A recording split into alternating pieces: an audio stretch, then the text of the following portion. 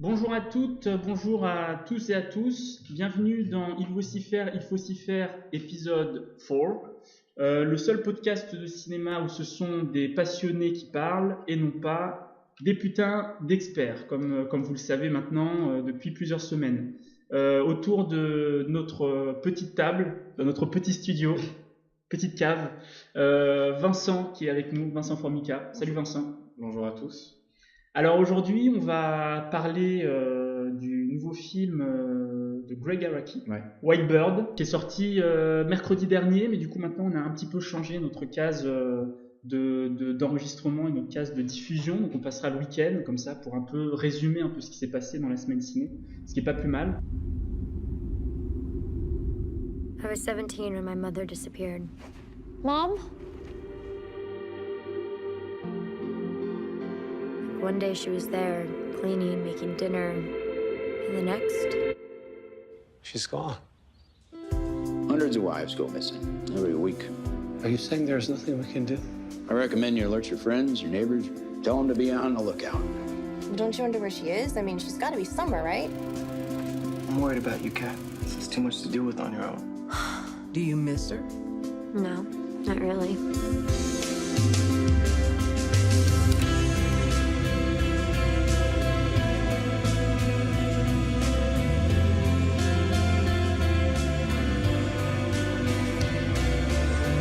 You know, the time when I was your age doesn't seem so far away to me. Such a fucking rebel. Welcome back, stranger. Done and done. I'm here, Kat.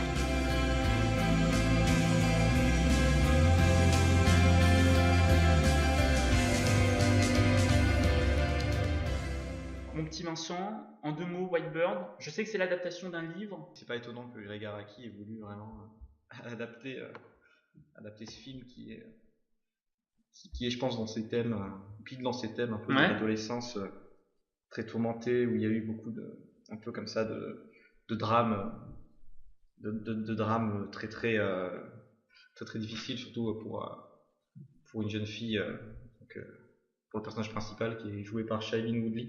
Alors juste attends, avant qu'on rentre, donc l'auteur s'appelle Laura Kasicki. Ouais. Je sais que c'est une auteure qui est un peu entre... c'est peut-être un pont d'ailleurs avec Araki, en tout cas avec son dernier, qui est toujours entre des choses très réelles et des choses un peu fantastiques. Ouais, c'est ça, c'est exactement ça. Qui est un peu dans ces trucs-là. Je sais que c'est une auteure qui affectionne ce genre de thème-là. Donc voilà, une adaptation de ce livre-là. Et donc avant peut-être de rentrer dans des choses plus concrètes, est-ce que tu pourrais peut-être nous résumer un peu rapidement de quoi ça cause tout ça. Bah oui, alors c'est assez simple, c'est une adolescente, ça se passe à la fin des années 80. Déjà c'est un peu insolite, on ne s'attend pas vraiment à ce que Araki prenne comme ça un bouquin pour le mettre dans son contexte. J'aurais pensé qu'il l'adapte vraiment à notre époque, mais là il a gardé l'époque du bouquin. Et donc c'est une adolescente qui est jouée donc par Shailene Woodley là, qu'on a vu récemment dans Divergente. Ah oui, d'accord, c'est ça. Ouais. Et qui est un peu la nouvelle Jennifer Lawrence. Oui, mais c'est très juste une parenthèse parce qu'à un moment je prenais le métro et il y avait une famille d'anglais qui était derrière moi. C'était très mignon. Il y avait une petite fille de 14 ans qui s'était arrêtée devant l'affiche de White Bird et qui disait oh my god, Shailene Woodley playing this movie, et qui était hyper content, qui avait sorti son portable, qui avait pris en photo l'affiche. Et je trouvais ça hyper beau de me dire c'est peut-être une nénette qui avait vu Divergente, qui avait adoré et qui du coup là allait voir un film de Araki parce qu'il y avait son actrice préférée dedans, et je trouvais l'image hyper belle en fait de me dire Araki qui fait des trucs quand même un peu qui sont pas divergentes, et du coup je trouvais ça sympa. Elle était hyper contente de voir ça. Et donc vas-y. Et donc cette jeune fille qui s'appelle Kat voit sa mère, qui est jouée par Eva Green, disparaître du jour au lendemain. Et tout le film, elle va essayer, on va voir comment l'absence de cette mère va impacter la vie de cette adolescente, et comment elle va gérer les relations avec son père et ses amis au fur et à mesure du temps qui passe. Et voilà, et donc le pitch de départ c'est ça. Okay. Et donc dans le film il y a un peu des flashbacks, on voit justement la relation qui se crée avec sa mère pile au moment où où elle a sa puberté. C'est à partir de là qu'elle commence à raconter la façon dont sa mère a changé et a voulu peut-être, elle l'a sûrement eu très jeune parce que Eva Green ne peut pas être bien plus vieille que Shailene. Et du coup, il y a comme ça une espèce de relation un peu conflictuelle entre les deux parce que sa petite princesse devient une vraie femme et Eva est en train de vieillir, du coup elle devient de plus en plus aigrie, elle est pas satisfaite par un mari qui se fait traiter de lavette par les deux, même par sa fille qui ne supporte quasiment pas. Ça m'a fait beaucoup penser à American Beauty de ce côté-là, où il y a un peu comme ça un écrasement de American Dream. On voit une famille qui est censée être parfaite, mais qui en dessous, si on creuse la surface, est vraiment des plus pas dépravés, mais qui a vraiment des difficultés à communiquer déjà, et aussi à aller de l'avant parce que la société veut que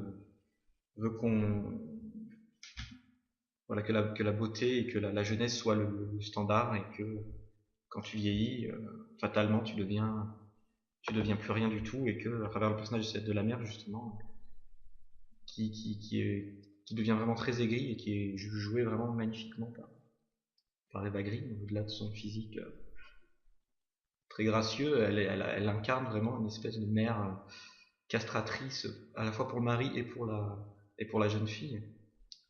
Il faut parler il y a une scène que j'ai beaucoup aimée, une scène de dispute où elle enlève les couvertures, sa fille est en train de dormir toute nue dans son lit, et lui dit pourquoi tu dors toute nue, puis elle gueule, elle dit tu te crois belle, il y a un peu une relation comme ça qui me fait aussi penser à Blanche-Neige, Miroir, mon beau miroir. Et j'ai trouvé ça quand même très bien dépeint justement par Araki, et très très très bien interprété.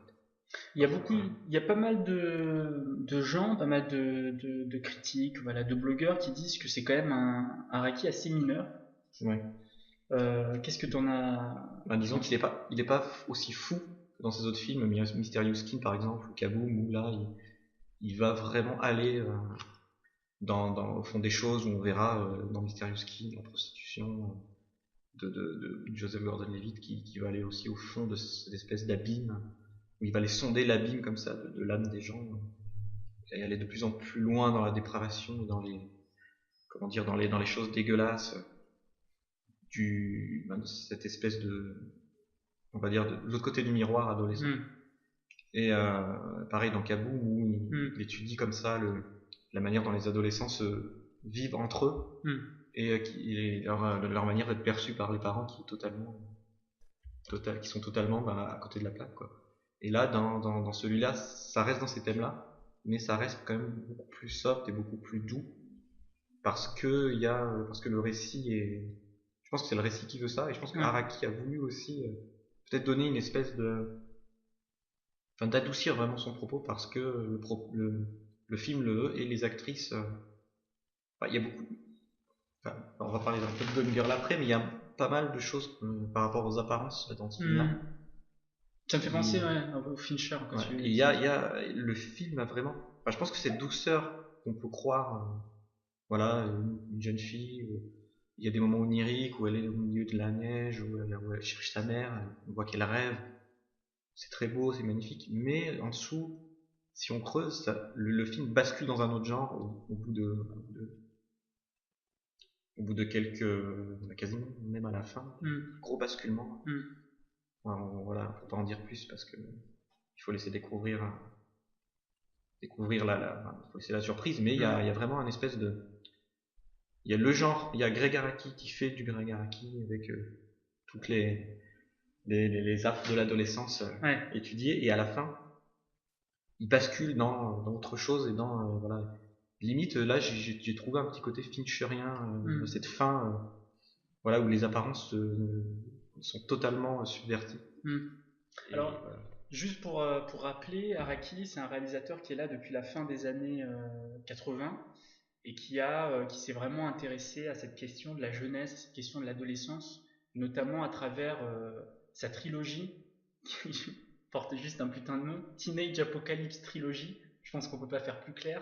Il y avait le fameux The Doom Generation et le non moins fameux Nowhere. Voilà, et Mysterious Skin, Kaboom, il y a toujours effectivement ces figures comme ça, adolescentes, souvent pas de marginaux, mais de, comment dire, dans Kaboom, on est quand même dans des personnages assez hauts en couleur, assez originaux, assez décalés et surtout très libres sur leur sexualité. La question de la sexualité chez Araki a toujours été présente, mais d'une manière moins voyeuriste que Larry Clark. Ah oui, carrément. Non. Ouais. Non, parce que quand on dit adolescence dans le cinéma américain, il y a Larry Clark, Gus Van Sant, je pense, et puis Araki, il doit y en avoir d'autres, mais tu as vraiment les trois. Araki, il y a toujours ce côté assez doux, parfois un peu comme ça, un peu de comédie aussi, peut-être un peu. Tu disais haut en couleur, mais c'est vrai que dans ces films, il y a un gros travail sur la couleur. Et là, dans Whitebird, il y a aussi ça, un énorme travail sur la couleur. Et sur le montage, il y a un truc qui m'impressionne, enfin, pas qui m'impressionne, mais qui m'a agacé, c'est que dans certaines scènes, ça coupe, ça cut direct, et il passe à une autre scène. D'accord. Là, j'étais un peu circonspect sur ça, parce que on aurait voulu en voir un peu plus, on dirait. J'ai l'impression qu'il nous disait, ben voilà, on passe à autre chose, c'est pas intéressant, les gens commencent à discuter. Ouais. Mais il faudrait une deuxième vision pour comprendre pourquoi il a fait des cuts comme ça hyper violents, alors qu'une scène est en train de se passer, qu'ils sont en train de discuter, hop, il fait un cut sur un regard, il passe à autre chose. C'est très déconcertant. T'as l'impression qu'il laissait pas un truc s'installer, que dès qu'il y avait quelque chose qui pouvait s'installer, directement il partait un peu de... Ouais, et c'était très déconcertant. D'accord. Mais en résumé, si on conclut un peu sur ce Whitebird in the Blizzard en VO, est-ce que tu le conserves? Est-ce que peut-être, comme cette fille qui était dans le métro, c'est peut-être une bonne entrée en matière pour peut-être découvrir un peu, toi tu as vu Kaboom, Mysterious Skin, les autres Araki qu'il y a, ou est-ce que comment tu le places? Non, si, je le conseillerais parce que on s'ennuie pas, c'est quand même très plaisant, les acteurs sont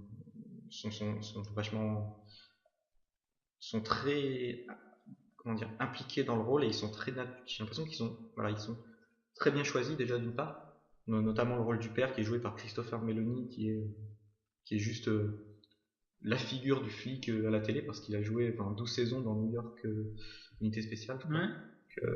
Donc du coup c'est un peu lui il a l'image du flic hyper viril dans cette série. Et là, il joue un père à la Kevin Spacey dans American Beauty, c'est-à-dire un père totalement castré, qui est toujours prostré, qui se remet pas de la disparition de sa femme, voilà, et qui a du mal à laisser partir sa fille faire ses études. Et donc voilà, c'est pour tout. Et donc pour les acteurs, pour l'histoire qui est quand même très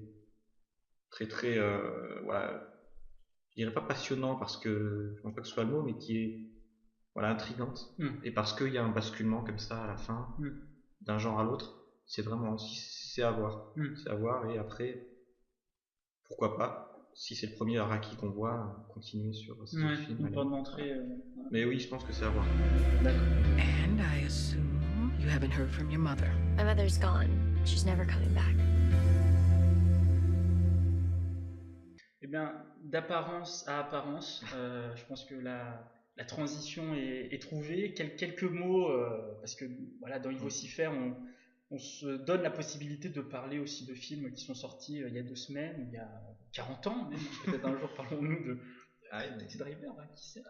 Mais non, d'apparence en apparence, voilà, quelques mots sur Gone Girl, parce qu'on n'en a pas parlé dans le podcast précédent, vu qu'on a retracé la carrière de Fincher. Alors ça, dans ce sens, c'est vrai que je suis assez curieux de savoir ce que tu en penses, parce qu'on n'en a pas encore parlé. Donc dis-moi tout. On va passer rapidement, je pense, sur l'histoire. Je pense qu'il n'y a pas besoin d'aller trop là-dedans. On vous laisse, comme il y a beaucoup de surprises, on va vraiment éviter d'ouvrir là-dessus, mais vraiment là sur le ressenti. Qu'est-ce que tu en as pensé? Alors déjà, moi je suis allé le voir, je m'étais levé très tôt Ce jour-là, il y avait pas mal de, j'avais des rendez-vous, j'avais pas mal de choses à faire et du coup, j'étais allé le voir en fin d'après-midi et j'étais assez fatigué et du coup, j'avais assez mal à la tête en fait. Donc, du coup, on va dire que la première demi-heure, j'étais vraiment pas dedans. D'accord. J'ai eu du mal à rentrer dedans. Et je pense que c'était vraiment dû à cause de cette fatigue un peu accumulée. J'ai dû un peu lutter pour garder le cap. Donc j'ai un peu une vision un peu biaisée, donc j'aimerais vraiment le revoir. Mais après passer une petite demi-heure un peu comme ça, où j'ai un peu somnolé, j'ai pu me mettre bien dedans. Et à la fin, j'ai été peut-être un peu circonspect parce que j'ai pas retrouvé, je pensais retrouver vraiment la fibre d'un Zodiac, et là on est quand même dans autre chose. Ouais. On est dans du Fincher, donc mise en scène, etc. Je pense que là on peut pas en dire grand chose parce que Fincher fait du Fincher dans sa mise en scène, les couleurs, le montage, etc. Et justement j'ai l'impression qu'on n'est vraiment plus dans qu'il n'y a pas de surprise, on est dans du Fincher, tout craché, tout bien fait, très très très très lisse, mais c'est quand même au-dessus du lot déjà au niveau du scénario, je pense. C'est l'impression que j'ai eu après, parce qu'il y a vraiment, on a vraiment un peu tout ce qui fait l'essence d'une histoire un peu tarabiscotée. Ça me fait penser un peu à The Game, parce qu'il y a il y a pas mal de côtés un peu peut-être random, des choses qu'on se dit ah ouais c'est pas très cohérent, pourquoi il fait ça, pourquoi elle fait ça. Et après on se dit bon pourquoi pas, c'est le mec qui a fait The Game, peut-être un peu croire ce qu'il nous dit. mais oui, un peu circonspect. Je pense pas que ce soit un Fincher aussi puissant que Zodiac ou Seven par exemple. Ouais. Là comme ça au premier coup d'œil, après la séance, donc voilà. Écoute, franchement, il faut dire la vérité à nos chers auditeurs. On ne sait absolument pas parler du Fincher, donc ça va faire vraiment comme si on partageait un cerveau pour deux, que tout était écrit. Mais je dois avouer que, alors moi j'y suis allé vraiment en étant assez pressé, en étant assez pressé de le voir et en étant bien content. C'est-à-dire, vraiment avec du désir pour voir ce film. Et alors, moi c'est peut-être l'inverse que tu as ressenti, c'est que vraiment assez bizarrement présent dans la première demi-heure, et puis au moment où il y a ce fameux twist qu'on révélera pas, un petit sourire en coin en me disant bon quand même c'est pas dégueu quoi, mais en étant quand même, comment dire ça, en me sentant un peu éloigné du film quoi. J'aime bien ce que provoque cette première demi-heure d'incompréhension, de recherche, de questionnement, sans en dire beaucoup autour du personnage de Ben Affleck. On se demande un peu que se passe-t-il. J'avais l'impression, j'ai bien aimé ce côté un peu ludique, un peu, où on ne sait pas à quelle place on est, parce qu'on n'est ni du côté de la police, mais quand même un peu avec ce personnage de ce duo d'inspecteurs, mais ni non plus de celui de Ben Affleck, mais quand même aussi parce qu'il y a des flashbacks, il y a des choses. Et c'est vrai que passé ce moment-là, il y a un truc un peu qui m'a un peu dérouté. Et puis finalement, je trouve qu'au final, il y a quand même, je pense que tout a été dit sur ce film de toute façon, mais il y a quand même, on le disait la semaine dernière, que ce soit là sur les États-Unis, je pense qu'encore une fois, c'est-à-dire qu'en fait à chaque film, Fincher est en train de mettre un clou sur le cercueil des États-Unis, quoi. Le prochain, à mon avis, va faire un documentaire sur Obama, je sais pas. Mais il y a vraiment quand même à chaque fois un coup de marteau qui est mis en disant This is America et j'en suis fatigué, quoi. Je pense vraiment au rôle des médias, quoi, qui est juste hilarant. Ah oui. Qui est juste hilarant. Ouais, c'est vraiment sur ça. Ouais. C'est-à-dire qui est vraiment pour moi extrêmement, là où il va plus loin aussi que Zodiac, où il y avait cette mise en scène par les journalistes. Là on est vraiment dans le gossip, le truc très sale. Oui, le retournement, la journaliste qui retourne sa veste, exactement. Tout ça. Exactement. Et je trouve même, moi c'était mon avis qui nous disait même, faites attention chers Français, parce qu'avec si vous arrivez avec Traveller et Hollande, vous allez devenir comme nous. Et moi ça m'a glacé le sang, parce qu'on est effectivement en train d'être dans ça, c'est-à-dire que pour moi, même des chaînes comme iTélé, dans une moindre mesure, ou BFM TV, sont en train comme ça de mettre en scène des événements. Donc si c'est cette relation avec Traveler, mais des fois ça peut être un fait divers, on est vraiment en moins grotesque. Mais je trouve dans notre société, voilà, pour pas... C'est la mise en avant de la médiocrité la plus basse, c'est-à-dire le journalisme people, hein, sans vouloir dénigrer personne, suivez mon regard, mais voilà, je pense que ce qui est mis vraiment en avant, c'est vraiment toute cette médiocrité autour de cet ensemble médiatique totalement, voilà, une médiocrité sans faille et d'une hypocrisie sans nom, qui va s'emparer comme ça de la vie d'un fait divers qui se passe dans la vie d'une personne, qui peut totalement la bouleverser, qui peut voilà, du jour au lendemain passer du noir au blanc, et c'est totalement voilà, comme tu dis, voilà, une espèce je pense que Fincher est très conscient de ça, et que son clou dans le cercueil de l'Amérique est vraiment de plus en plus enfoncé, comme tu dis. Ouais, j'ai vraiment l'impression qu'il met vraiment des coups de marteau là-dessus. Donc ça, chapeau, parce que c'est, voilà, comme souvent avec Fincher, assez fin, c'est pas redondant, c'est pas une critique qui pèse des tonnes, il arrive vraiment à bien doser. J'ai l'impression que Fincher, plus il vieillit, même dans sa mise en scène et plus il est comme un espèce de, tu sais, les cuisiniers qui arrivent à faire des plats qui sont hyper beaux à regarder, qui sont hyper bons à manger, parce qu'ils arrivent maintenant à vraiment bien doser,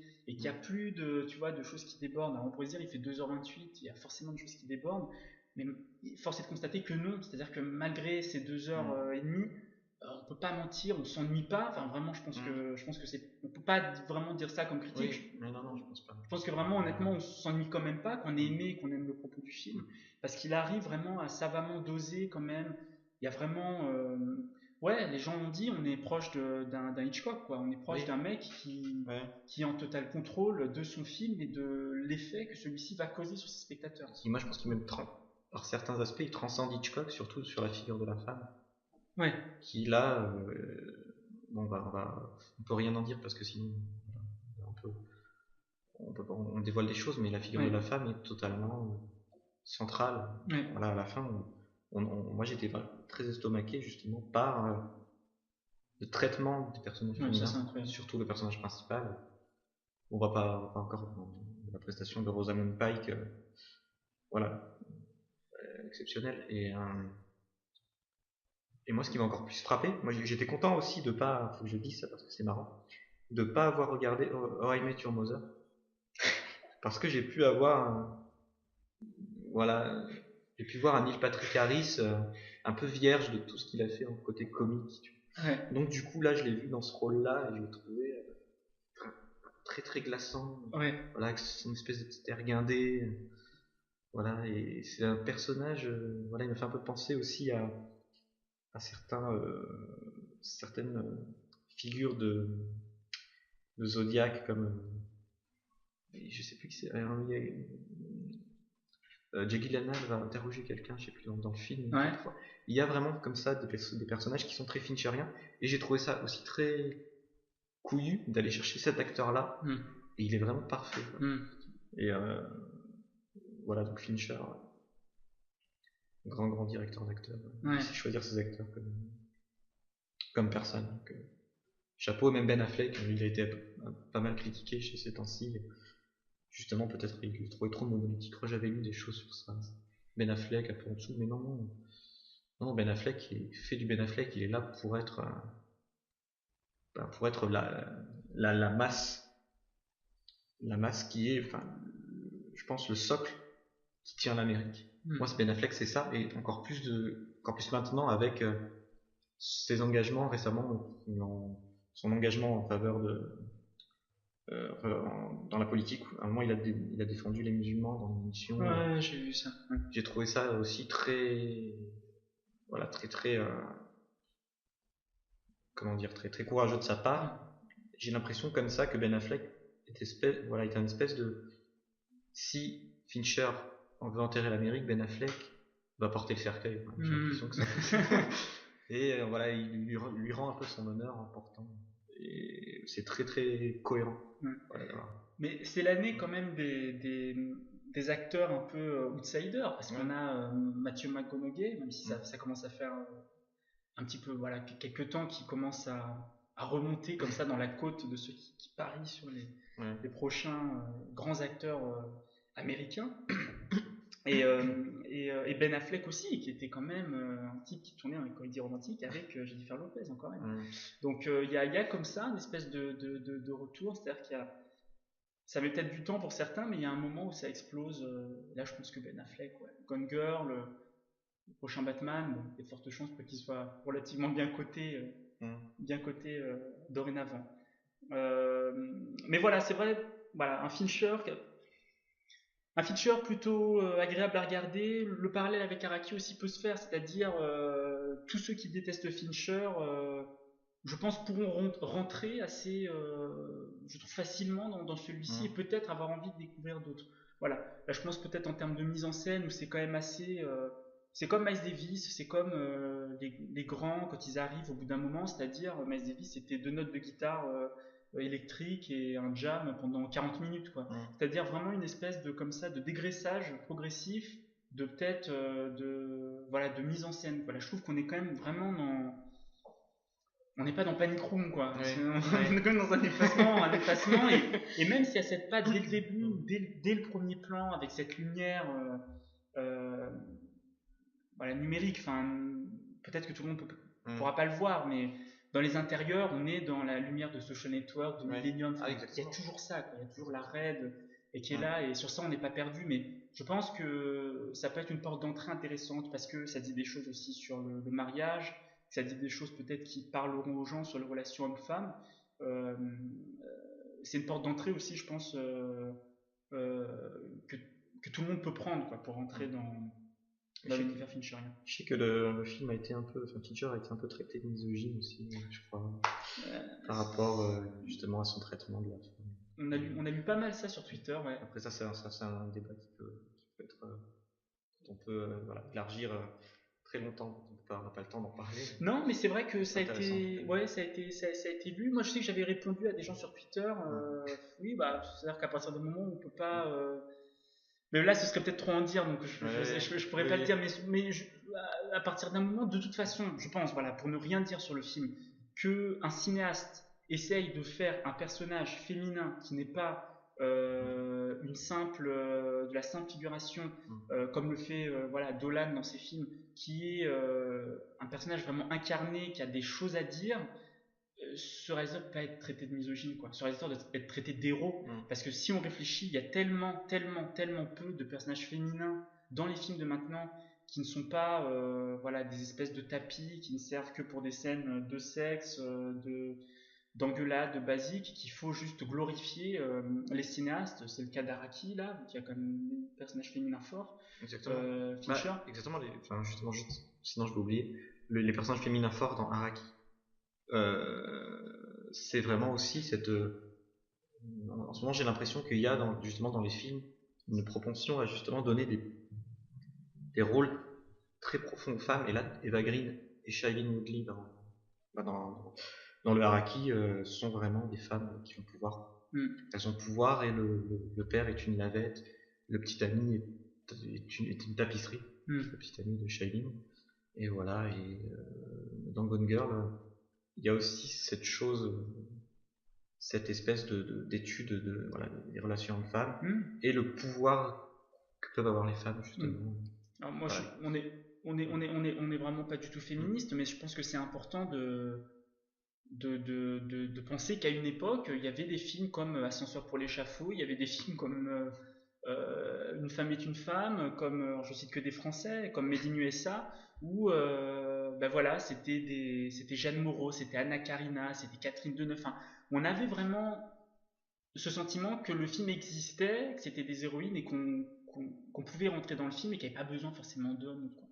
C'est vraiment en train de se perdre. Je pense que c'est vraiment en train de se perdre et c'est très dommage parce qu'il y a encore beaucoup de rôles féminins à écrire et beaucoup de choses intéressantes à faire jouer à des femmes, quoi. Voilà. Donc, forcément, quand on voit La vie d'Adèle, on peut être bouleversé que pour 10 ans, quoi. Parce que Oui, c'est Un film comme ça arrivera dans 10 ans. Donc voilà pour Gone Girl et Araki.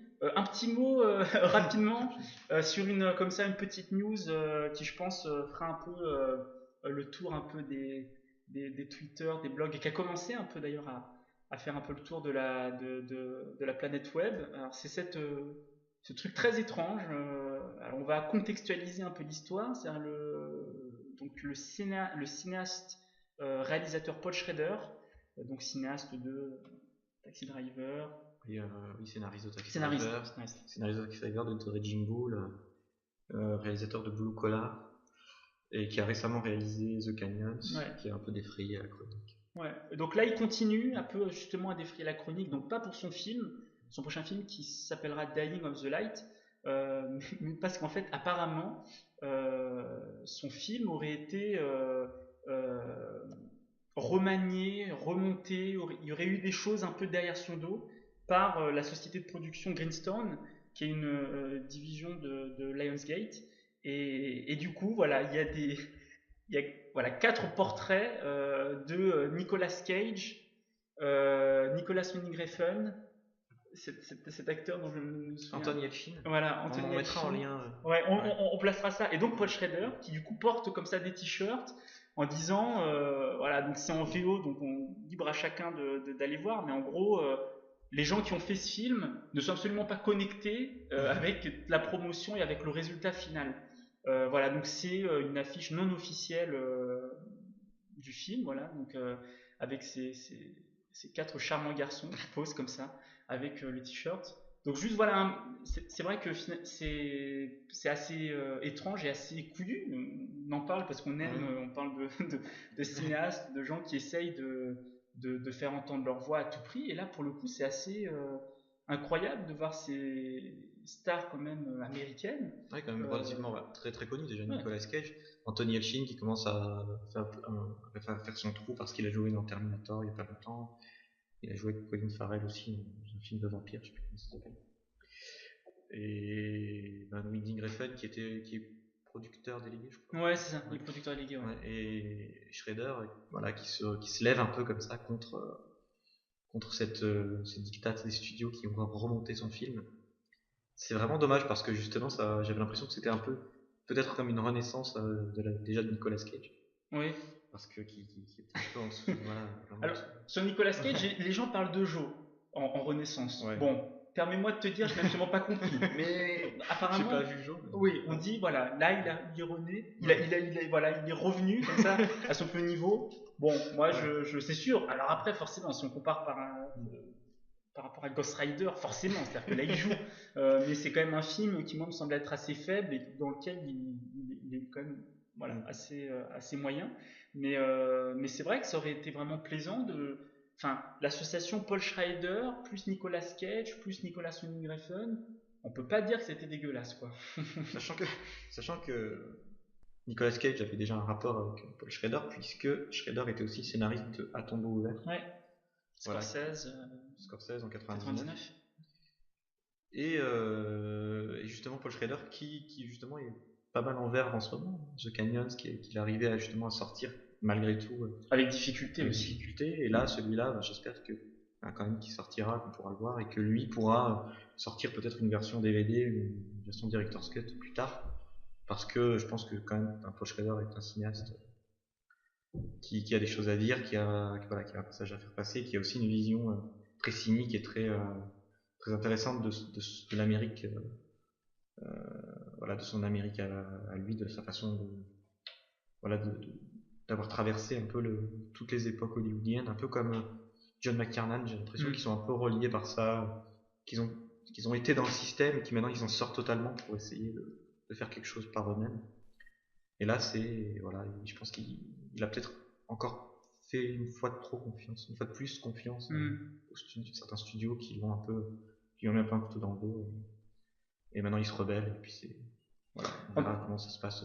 En tout cas, le film sortira aux États-Unis le 5 décembre. Il sortira une limited release, ça veut dire dans peu de cinéma et en VOD aussi. Donc, ce sera la version remontée un peu par les studios et refait un peu à la sauce des studios. Mais je pense qu'il y a de fortes chances pour qu'on voit celle de Schrader apparaître pendant quelques temps. Ce qui est intéressant avec le parallèle entre McTee et Shredder, c'est que c'est étonnamment des gens qui ont quand même eu des gros succès, enfin bon, Shredder un peu moins, mais McTee je pense des gros succès, mais qui en chient pour faire des films. Alors, ça c'est vraiment un truc que j'ai du mal à piger, dans une moindre mesure, mais même Coppola, Scorsese, ils sont obligés de faire des trucs un peu des à côté, des trucs où ils sont en indépendant, ce qui est pour réaliser son silence, son prochain film, qui sera plus intimiste, plus personnel. Scorsese a dû faire là 2-3 films quand même qui sont très commerciaux. Donc j'adore Scorsese, mais il faut lui reconnaître que là ça fait plusieurs films qui choisissent quand même des sujets qui sont très commerciaux. C'est pour ça que j'attends beaucoup ce prochain, qui sera plus personnel. Et donc oui, c'est ce que tu dis. Ils ont du mal quand même, et je pense que parce qu'ils essayent aussi peut-être de sortir du système.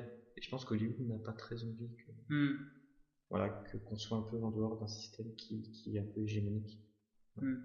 Eh bien écoutez, voilà chers amis, ce qu'on pouvait dire donc dans ce 4e épisode, donc dans l'ordre de Le Haraki, recommandé par Vincent Film du Week-end, Gone Girl, toujours en salle, qu'il faut forcément voir parce que David Fincher creuse une voie intéressante et commence à avoir une filmographie quand même pas dégueu là, ça commence à être quand même pas mal, et nos petites sœurs et nos petits frères je pense regarderont avec plaisir.